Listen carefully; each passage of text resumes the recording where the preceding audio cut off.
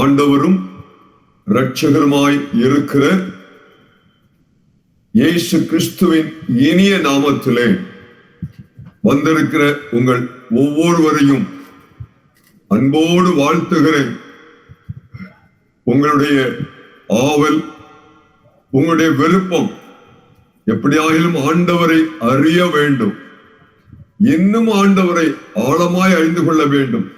சத்தியத்தை அறியதான் நாம் ஆண்டவரால் பயன்படுத்த முடியும் என்கிற நோக்கத்திலே இதில் இணைந்திருக்கிற உங்கள் யாவரையும் நான் உள்ளத்தின் ஆழத்திலிருந்து வாழ்த்துகிறேன். கர்த்தர் உங்களை ஆசீர்வதிப்பாராக. முதலாவதாக நாம் இப்பொழுது நம்முடைய ஆயத்த வார்த்தைகளுக்காக, தியானத்திற்காக தலை தாழ்த்தி உட்கார்ந்திருக்கிற இடத்திலே ஜெபிக்கும்படி அன்போடு கேட்டுக்கொள்கிறேன். வாரும் தூய ஆவியே, உம் பிரசன்னத்தை வாஞ்சிக்கிறோ, உம் வல்லமையால் எம்மை நிறைத்து நீராளுகை செய்யும். ஜீவ தண்ணீர் நீரே, தாகம் தீர்க்கும் ஊற்றே, ஆலோசனை கர்த்தராய் நீர் வந்திறங்கிடும்.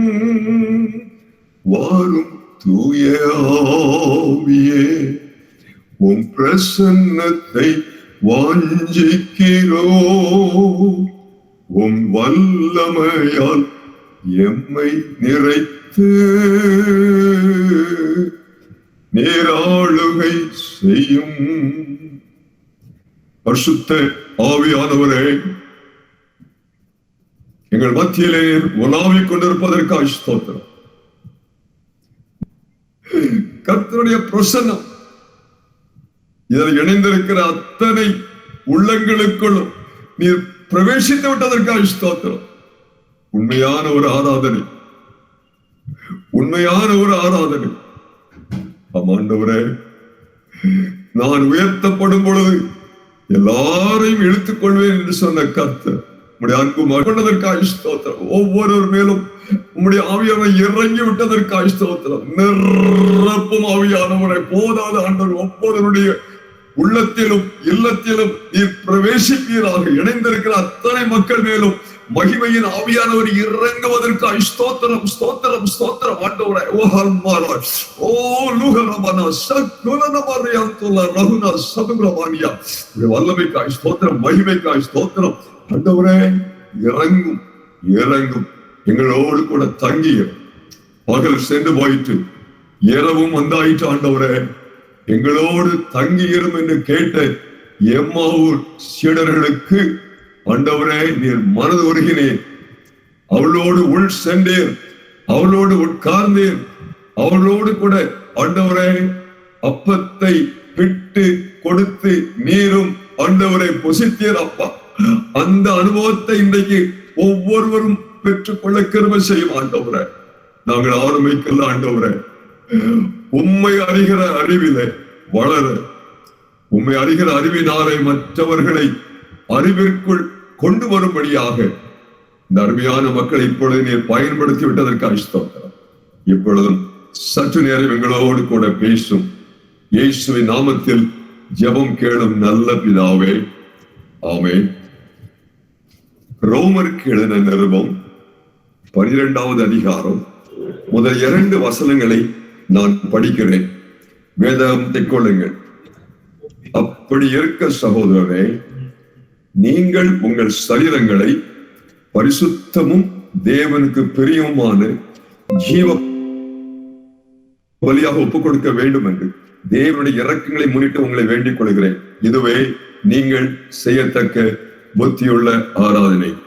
நீங்கள் இந்த பிரபஞ்சத்திற்கு ஒத்த வேஷம் தெரியாமல் தேவனுடைய நன்மையும் பிரியமும் பரிபூர்ணமான சித்தம் இன்னதென்று பகுத்தறியத்தக்கதாக உங்கள் மனம் புதிதாகிறதுனாலே மறுரூபமாகுங்கள்.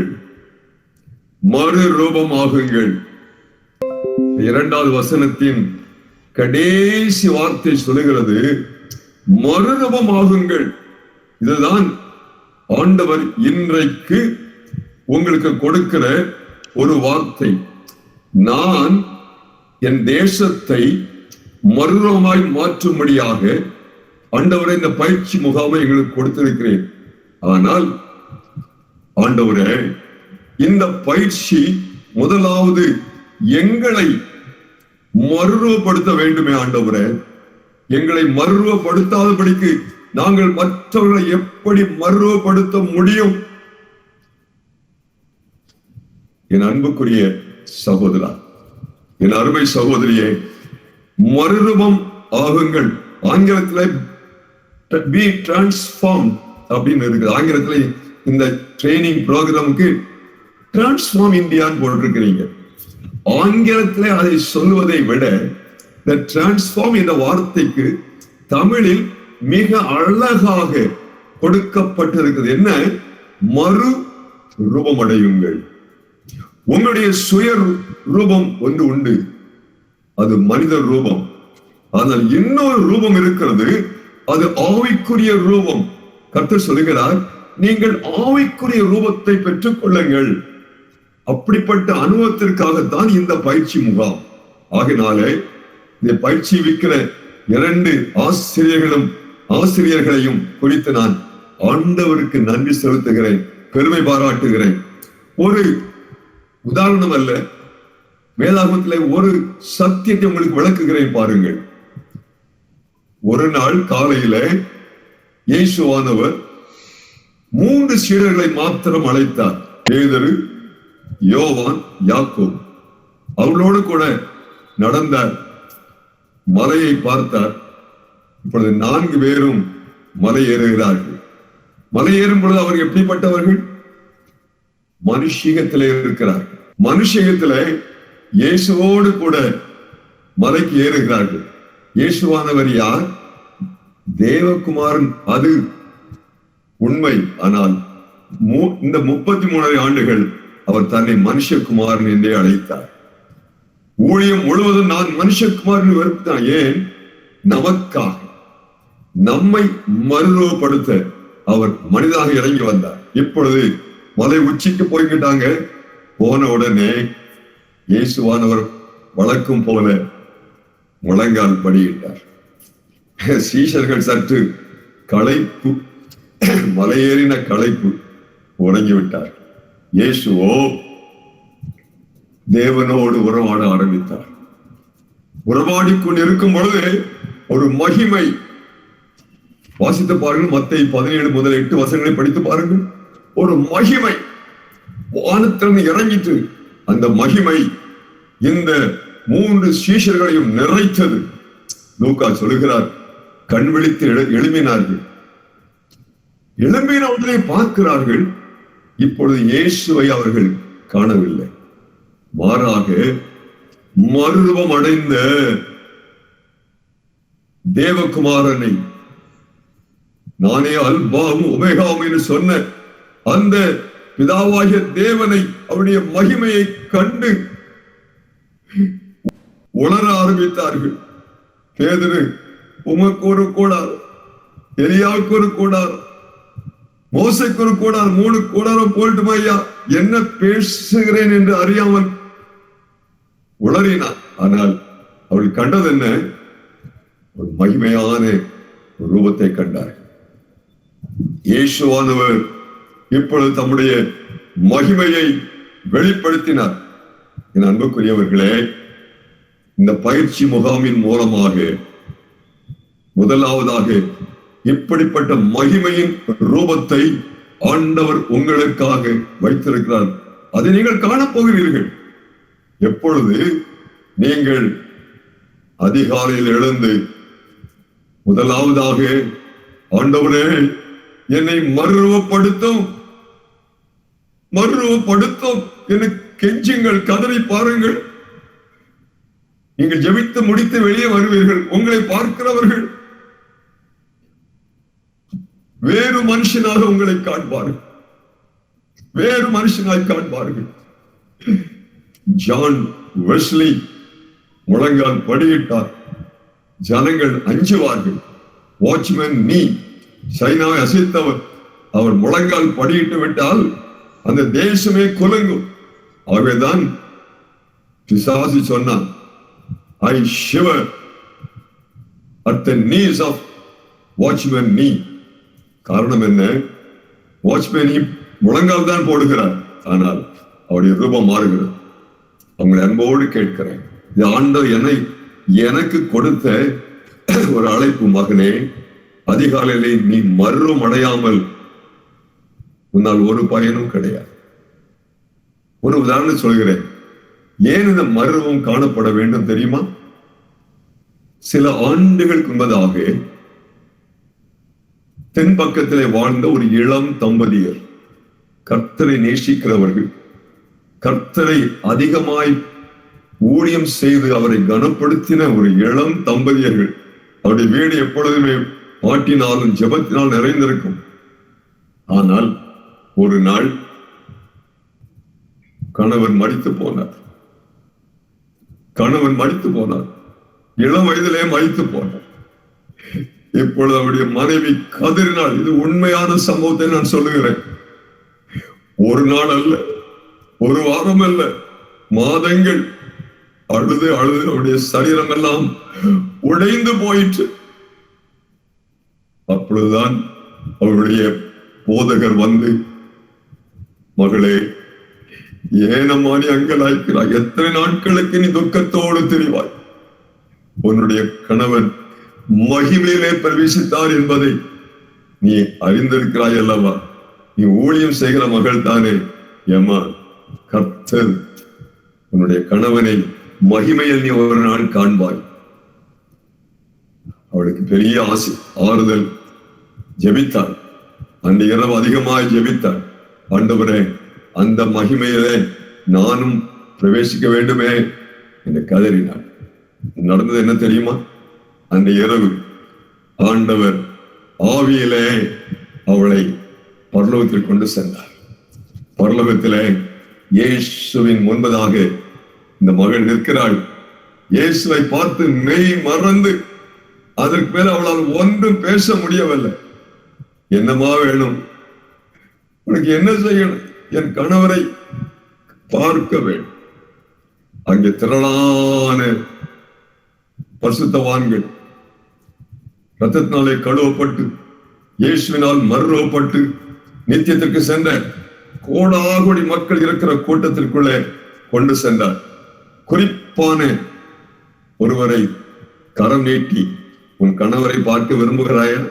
இப்பொழுது நீ காண்பாய். அது கர்த்தருடைய ஆவியானவர் செய்கிற வல்லமை. ஆவியானவர் மூலமாகத்தான் மனுஷன் பரலோகத்தை காண முடியும். யோவானும் கூட வானத்திற்கு ஏறி தேவனோடு சஞ்சரிக்கும் பொழுதுதான் பல ரகசியங்களை கண்டார். ஆவியானவர் வெளிப்படுத்தாவிட்டால் நாம் மகிமையில ஒருவரையும் காண முடியாது. ஆக இப்பொழுது ஆவியானவர் அவருடைய கணவனை அங்கே சுட்டி காட்டினார். அப்பொழுது எட்டி பார்த்தாள். அவளுக்கு விளங்கவே இல்லை. ஐயா, அது இயேசுவை போலெல்லாம் இருக்கிறது. இயேசு இங்க என்னோடு கூட நிற்கிறார். அது இயேசு தன் கணவர் இல்லம்மா, அவர் உன் கணவர். அவருடைய முகம் இயேசுவை போல பிரகாசித்தது.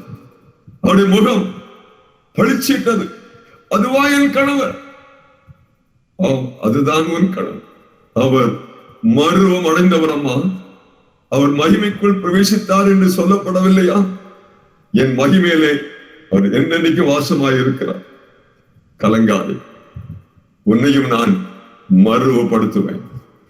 நீயும் என் மகிமையை காண்பாய். அவ்வளவுதான். தரிசனம் கலைந்தது. அவள் எழுந்தாள். முழங்கால் படி, ஆண்டவரே, இனிமேல் நான் அழ மாட்டேன். என் கணவன் இயேசுவை போல மாறிவிட்டார். நானும் இயேசுவை போல மாற வேண்டும். நீ ஆனாலும் சரி, பெண்ணானாலும் சரி. பரலோகத்துக்கு செல்லும் பொழுது அங்கே ஆண் பெண் பாலன் கிடையாது. நாம் எல்லாரும் இயேசுவை போல இருப்போம். அதைத்தான் அப்போஸ்தலனாகிய யோவான் தன்னுடைய முதலாவது நிருபத்திலே பிறகு படித்து பாருங்கள். தயவு செய்து இதை இன்னைக்கு இரவிலே படித்து விட்டு தோங்குங்கள். 1 யோவான் 3வது அதிகாரம் முதல் 3 வசனம், குறிப்பாக 2வது வசனம். அங்க என்ன சொல்கிறது? இன்றைக்கு நாம் பிள்ளைகளாய் இருக்கிறோம். நாம் பிள்ளைகள் என்று அழைக்கப்படுகிற அல்லது நம்முடைய அப்பாவை பிதாவே என்று அழைக்கக்கூடிய ஒரு புத்திர சுவீகாரத்தை கர்த்தர் உங்களுக்கு கொடுத்திருக்க. அதனுடைய விளைவு என்ன? அன்புக்குரியவர்களே, அந்த 1 யோவான் 3வது அதிகாரத்தை உங்களுக்கு படிக்க விரும்புகிறேன். அதுல ஒரு வசனத்தை படிக்கிறேன், பாருங்கள். அது நம்ம அதிகமாய் உற்சாகப்படுத்தும். 1 யோவான் 3வது அதிகாரம் 2வது வசனம். பிரியமானவர்களே, உங்களையும் என்னையும் பார்த்து கர்த்தர் சொல்கிறார், பிரியமானவர்களே, இப்பொழுது நீங்கள் தேவனுடைய பிள்ளைகளாய் இருக்கிறீர்கள். இனி எப்படி இருப்போம் என்று உங்களுக்கு வெளிப்படவில்லை அல்லவா? ஆகிலும் இயேசு வெளிப்படும் போது, மீண்டும் சொல்கிறேன், இயேசு வெளிப்படும் பொழுது, அவர் மகிமையில வரும்போது, அவர் இருக்கிற வண்ணமாகவே நீங்களும் நானும் அவரை தரிசிக்க போகிறபடியினாலே இயேசுவானவருக்கு ஒப்பாயிருப்போம் என்று அறிந்திருக்கிறோம். ஆம், இன்றைக்கு நீங்களும் நானும் தேவனுடைய பிள்ளைகள், தேவனுடைய ஊழியக்காரர்கள். ஆனால் நம்புகிறேன், பரிசுத்தமாய் இருக்க வேண்டும். நீங்கள் பரிசுத்தமாய் இருக்க வேண்டும் என்பதே அவருடைய சித்தம். 1 தெசலோனிக்கேயர் 4வது அதிகாரம் 3-7 வசனங்களை படித்து பாருங்கள். தேவனுடைய சித்தம் என நீங்கள் பரிசுத்தமாய் இருக்க வேண்டும், அவரை போல பரிசுத்தம் அடைய வேண்டும் என்று. தாவீது அபிஷேகம் பெற்றவர் தான்,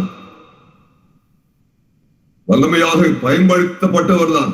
ஆனால் நன்றாய் கவனியுங்கள், ஒரு பாவத்திலே விழுந்தார். மிக அநேகர்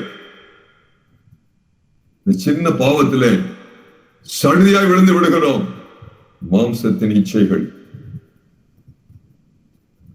பம்பாயிலே ஒரு மாபெரும் கூட்டம், தேவனுடைய ஊழியர், அமெரிக்காவில் அந்த நாட்களிலே அவர் முதல் நாள் செய்தி முடிந்தது, 2வது நாள் செய்தி திரளான கூட்டம்.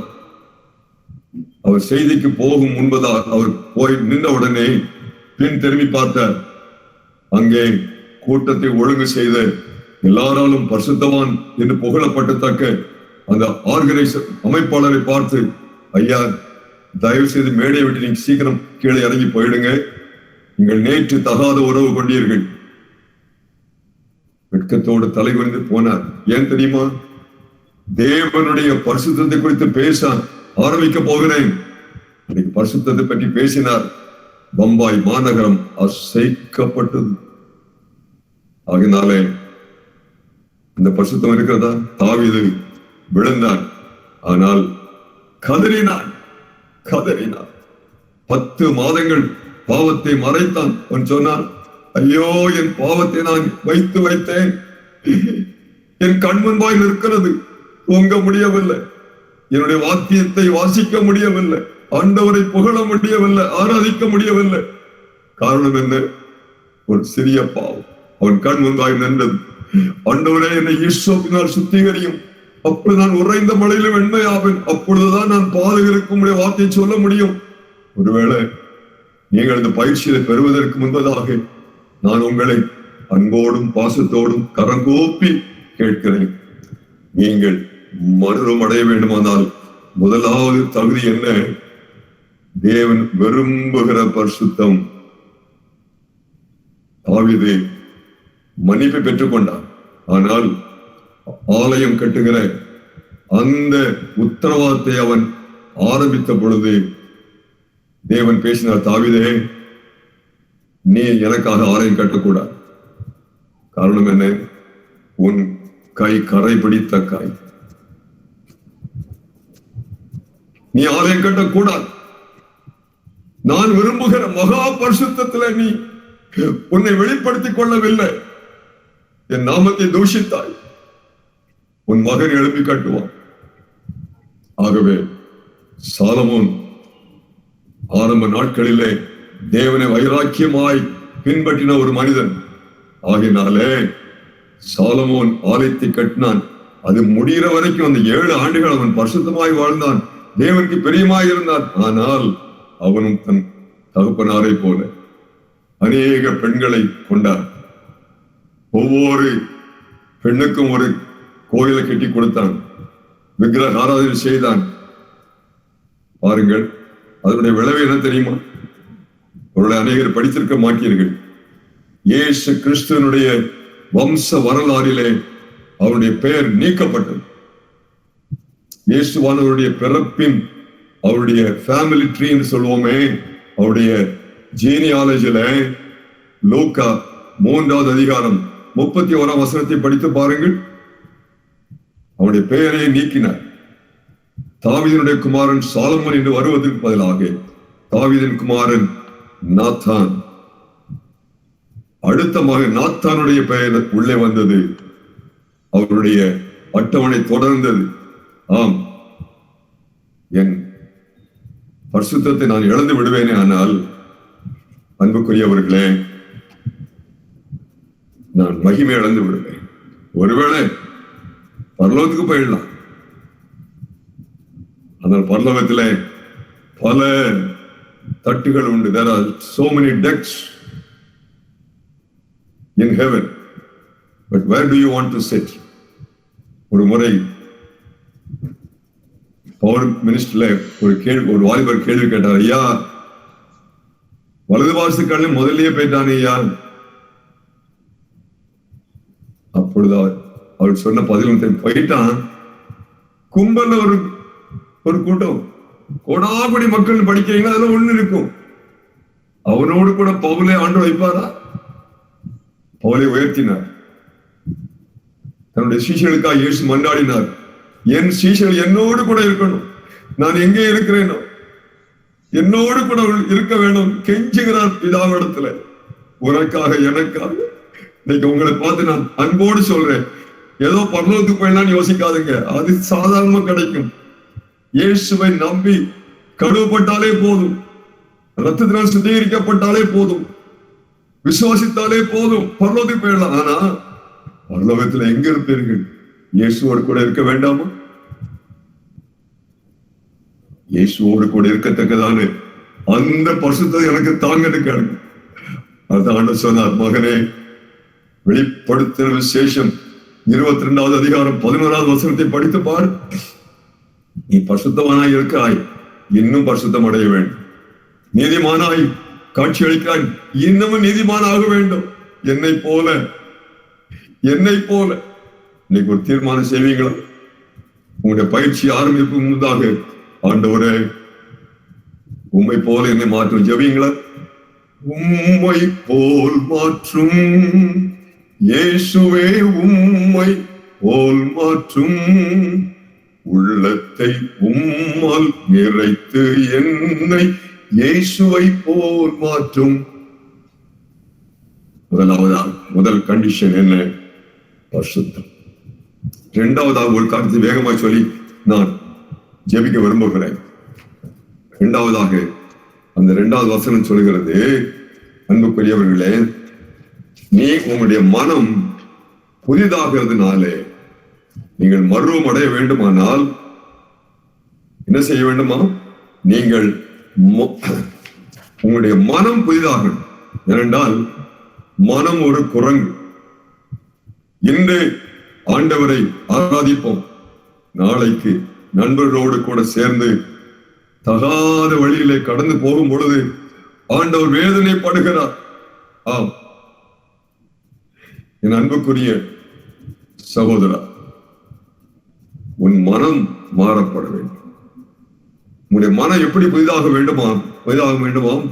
கர்த்தருடைய சித்தத்தை அறிந்து கொள்ளக்கூடிய அளவிற்கு மாற வேண்டும்.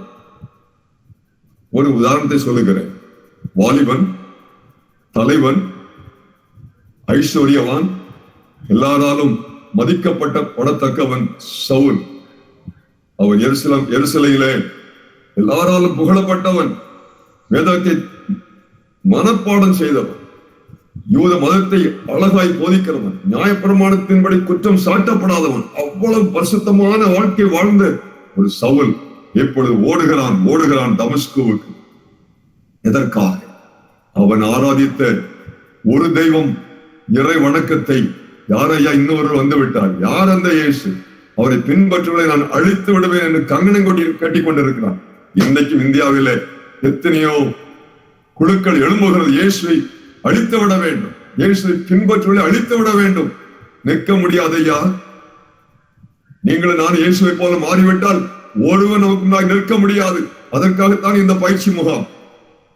இந்த பயிற்சியை ஏனோ தான் எடுத்து விடாதீர்கள். ஏனென்றால் இது கிடைப்பதற்கு அரிய ஒரு சந்தர்ப்பம். நம்முடைய மனம் மாற வேண்டும். இப்பொழுது வானத்திலிருந்து ஒரு பேரொளி இந்த வாலிபனை சந்திக்கிறது. கீழே விழுந்தான், கண்கள் குருடாயின. ஆனால் ஒரு சத்தம், ஒரு அசரீரி சத்தம், சவுலே சவுலே. ஒரு தாய் தன் குழந்தை அழைப்பதை போல பாருங்கள், இயேசுவின் அன்பை பாருங்கள். ஏதோ படித்துவிட்டு போகிறோம். சவுலே சவுல். அந்த குரலிலே அன்பு, பாசம், எப்படி தன்னுடைய தாய் அவனை அழைத்திருப்பார்களோ அப்படியே அழை. இப்பொழுது அவன் கேட்ட 2 கேள்வியோடு நான் முடிக்க விரும்புகிறேன். முதல் கேள்வி, ஆண்டவரே நீர் யார்? இந்த முதல் பயிற்சி இதை அதிகமாய் உங்களுக்கு விளக்கித்தார். ஆல்பர்ட்டுடைய மெயின் பர்பஸ் ஆண்டவரை ஆழமாய் அறிந்து கொள்ள. ஏன்? அவரை அறிவதே நித்தியச்சி. ஆகவேதான் இந்த வாலிபன் முதல் கேள்வி கேட்டான், ஆண்டவரே நீர் யார்? இயேசு உங்களுக்கு யாரையும் இயேசு யார் என்று அறிந்திருக்கிறீர்களா? என்னுடைய சாட்சி சொல்ல நேரம் இல்லை. 16 வயதில் ஒரு அரைகுவன், 16 வயது வரை கோயில்ல இருக்கிறேன், பாட்டு பாடுறேன், 360 நாளும் கோயில் போறேன். ஆனா இயேசு யார் என்று எனக்கு தெரியாதே. இயேசுவை அறிகிறாரு. அவன் கேட்டான் ஒரு கேள்வி, நீர் யார்? நீ துன்பப்படுத்துகிற இயேசு நானே. நீ உங்களை பார்த்து கேட்கிறாரு, என் அன்பு மகனே, என் அன்பு மகளே, அவரை துன்பப்படுத்துகிற காரியங்கள் இன்னும் ஏதாவது உண்டா? இந்த இரவு உங்களை சரி செய்து கொள்ளுங்கள். பயிற்சியில உண்மையாய் நீங்கள் மறுரூபமாக்கப்படுவது மாத்திரமல்ல, ஆண்டவரை முகமுகமாய் தரிசிப்பீர்கள். Every program is so designed to give you the knowledge of Jesus Christ and that you may know him personally. அவள் இப்பொழுதுதான் பாருங்க, பிலிப்பியர் 3வது அதிகாரம் 8ஆம் வசனத்தில் எழுதுகிறான், அவரை அறிகிற அறிவின் மேன்மைக்காக எல்லாவற்றையும் நஷ்டம் என்று எண்ணினேன், குப்பையுமாக தூக்கி எறிகிறேன். அவரை அறியணும்னா you have to make a choice, you will make a sacrifice. அதான் ரோமர் 12:1 சொல்கிறது, உங்கள் சரீரங்களை ஜீவ பலியாக கொடுத்துருங்க ஐயா. Every one of you is a sacrifice. இனி நீங்கள் அல்ல. பவுல் சொன்னதை போல, கிறிஸ்துவனை கூட சிறையில் அறையப்பட்டிருக்கேன் பா, நான் அல்ல, கிறிஸ்துவை. உங்களை பார்க்கிறவர்கள் கிறிஸ்துவை காண முடியுமா? அதுதான் மறுரூப அனுபவம். மறுரூப அனுபவம் பெருமைக்காக சொல்லவில்லை, ஆண்டவரை மகிமைப்படுத்தி சொல்லுகிறேன். ஒரு முறை திருவண்ணாமலை பஸ்ல ஏறி சென்னைக்கு வந்து கொண்டிருக்கிறேன். ஒரு குறிப்பிட்ட இடத்துல ஒரு டீ ஸ்டால் டீ குடிக்கிறதுக்கு ஒரு 15 நிமிஷம் கொடுத்துட்டாங்க. என் பக்கத்துல உள்ள ஒரு போனாரு, டீ குடிச்சாரு, சீக்கிரம் வந்துட்டாரு, உட்கார்ந்தாரு. இதுக்காக தன்னுடைய சிகரெட் பாக்கெட் எடுத்தாரு, வெட்டி அவர் கொளுத்த ஆரம்பிச்சார். கொடுத்துட்டு இப்படி திரும்பி பார்த்தாரு, என் முகத்தை நோக்கி பார்த்தார். ஐயா, மனுஷருங்க ஐயா, நீங்க குடிக்க மாட்டீங்கன்னு தெரியுது. நான் பேசவே இல்லை, ஒரு வார்த்தை கூட அவர்கிட்ட பேச. கேட்டார், நீங்க யார்? அப்ப அப்பொழுது சொன்னேன், ஐயா நான் ஒரு பாஸ்டரா இருக்கிறேன். அப்படியா ஐயா? நான் தெரியாம பார்த்த வச்சுட்டேயா. அப்படியே தோறப்பட்டார். ஏன்? என் வார்த்தைகள் அல்ல, அவர் என்னை கவனித்தார். இயேசுவை உங்களிலே காண வேண்டும். காண்கிறார்களா? உங்களை ஜீவனையை ஒப்பு கொடுத்துட்டீங்களா? அப்போ பவுல் சொல்லுகிறார், மனம் புதிதாகிறதுனாலே நீங்கள் மறுரூபமாகுங்க. முடிக்கிறேன், இதோடு முடிக்கிறேன். இரண்டாவதாக ஒரு கேள்வி கேட்டார். அப்போ 9வது அதிகாரம் 5-6 படித்து பாருங்க. ஆண்டவரே, நான் என்ன செய்ய சித்தமாக இருக்கிறேன்? படிச்சுட்டு இந்த 2 மாதம் டிப்ளமா வாங்கிட்டு போய் வீட்டுல தூங்குறதுக்காக அல்ல. 2 மாதத்திற்கு பிறகு ஆண்டவரே, நான் என் குடும்பத்தினரை நான் மறுரூபமாக்குவேன். முதலாவது என் சொந்த குடும்பம், என் மனைவி, என் கணவர், என் பிள்ளைகள், என் பெற்றார், என் சகோதர சகோதரிகளை ஆண்டவரே நான் மறுரூபப்படுத்த வேண்டும். ஆண்டவரே, அதுதான் நம்முடைய சித்தம். அதை விளக்கி சொன்னா இன்னும் எனக்கு 1/4 மணி நேரம் போயிடும். ஏன்னா மன்னித்துக் கொள்ளுங்க, ஆவியானவர் என்னை உந்துகிறபடி நான் பேசிக் கொண்டிருக்கிறேன். கர்த்தருடைய சித்தம் என்ன தெரியுமா? ஆண்டவர் சொல்லுகிறார், பவுல் தன்னுடைய சித்தத்தை வெளிப்படுத்துறார். ரோமர் 10வது அதிகாரம் 1ஆம் வசனம் படிச்சு பாருங்க. என் ஜனங்கள், இஸ்ரவேல் ஜனங்கள் ரட்சிக்கப்பட வேண்டும் என்பதே என் இருதயத்தின் வேண்டுதல், என்னுடைய வாஞ்சையாய் இருக்கிறது. உங்களோடு பழகுகிற ஆலயத்தில் உங்களோடு கூட ஆண்டவரை ஆராதிக்கிற உங்கள் குழுவில இணைந்திருக்கிற எல்லாரையும் பார்த்து சொல்ல முடியுமா, இவர் இயேசுவை ஏற்றுக்கொண்டவர், இயேசுவோடு ஜீவிக்கிறவர் சொல்ல முடியுமா? எல்லாவற்றும் அவர்களுக்காக, அவர்கள் மத்தியில் ஊழியம் செய்யும். முதலாவது எருசலேமிலே ஊழியத்தை ஆரம்பிங்க, உங்க சபையிலே ஆரம்பிங்க, உங்க குடும்பத்தில ஆரம்பிங்க. ஐயா, தேவனுடைய திட்டம். இரண்டாவதாக 1 தீமோத்தேயு 2வது அதிகாரம் 4ஆம் வசனத்தை படித்து பாருங்கள். எல்லா மனுஷரும் ரட்சிப்படையவும் தேவனை பற்றி அறிகிற அறிவை பெற்றுக்கொள்ள வேண்டும் என்பதே பிதாவாகிய தேவன் சித்தமாக இருக்கிறது. அதற்காக என்ன செய்திருக்கிறீர்கள்? அன்புக்குரியவர்களே, அதை சொல்லிவிட்டு பவுல் எழுதுகிறார், உங்கள் மனம் கர்த்தருடைய பிரியமும் நன்மையும் பரிபூர்ணமான சித்தம் இன்னதென்று பகுத்தறியத்தக்கதாகும். உங்களை குறித்து என்னையா சித்தம் ஆண்டவருக்கு? உங்கள் எதிர்கால ஊழியத்தை குறித்து என்ன திட்டம்? கர்த்தருடைய சித்தத்தை அறிந்திருக்கிறீங்களா? இன்னைக்கு காலையில் கர்த்தர் சொல்லிட்டு, ஆண்டவரே இன்னைக்கு நான் என்ன செய்வேன்னு கேட்டீங்களா? முடிக்க விரும்புகிறேன். ஒரே ஒரு நிமிஷம் உட்கார்ந்திருக்க இடத்துல பவுல் கேட்ட 2 கேள்விகளையும் கேளுங்க. ஆண்டவரே, நீர் எனக்கு யார்? ஆண்டவரே, என்னை பற்றி உங்களுடைய சித்தம் என்ன?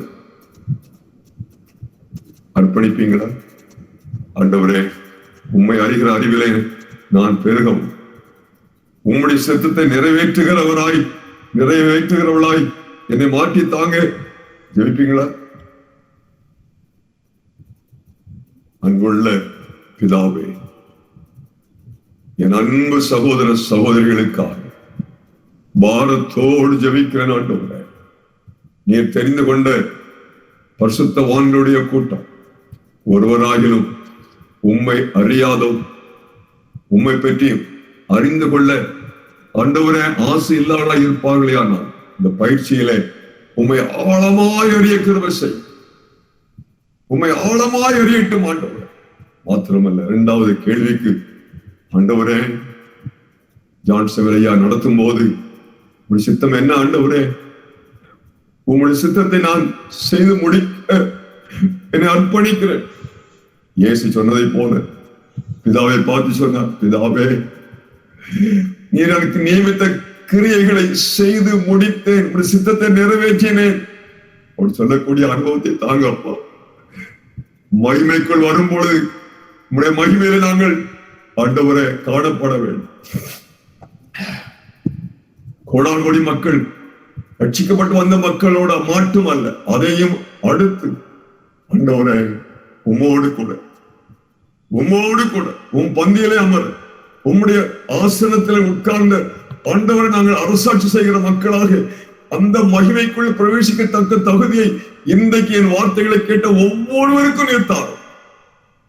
குறிப்பாக இப்பொழுது நடத்துகிற இந்த பயிற்சியை நடத்துகிற என் அன்பு சகோதரர் இருவரையும் சமூகத்தில் ஏந்துகிறப்பா உடைய ஊழியனாக ஆண்டவரே டாக்டர் ஆல்பர்ட் பெர்னாலனுக்காக, டாக்டர் ஜான் சாமியலுக்காக எல்லாரும் இணைந்து ஜெபிக்கிறோம்.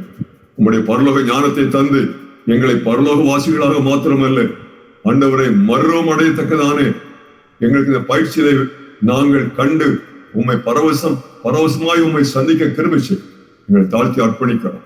துதிக்கான மகிமை எல்லாவற்றையும் எடுத்துக்கொண்டோம். உம்மை போல என்னையும் மாற்றும் ஆண்டவர், மூத்த ஊழியனாகி என்னையும் உம்மை போல மாற்றும் ஆண்டவர். போதாது, இன்னமும் நீ சுத்திகரிக்கப்பட வேண்டும், இன்னமும் நீ பரிசுத்தம் அடைய வேண்டும். ஆண்டவரே, எனக்கு கொடுத்த எச்சரிப்பை நான் என் சகோதர சகோதரிகளுக்கு கொடுத்து விட்டேன். நாங்கள் யாவரையும் இணைந்து உமக்காய் ஆண்டவரை மர்வம் அடைய கிருபை செய்ய வேண்டும் என்று எங்களுக்காய் கல்வாரியில் மரித்து சிங்காசனம் ஏறி இருக்க அருமை ரட்சகர் நாமத்தில் மிகுந்த தாழ்மையோடு ஜெபிக்கிறேன் நல்ல பிதாவே. ஆமென்.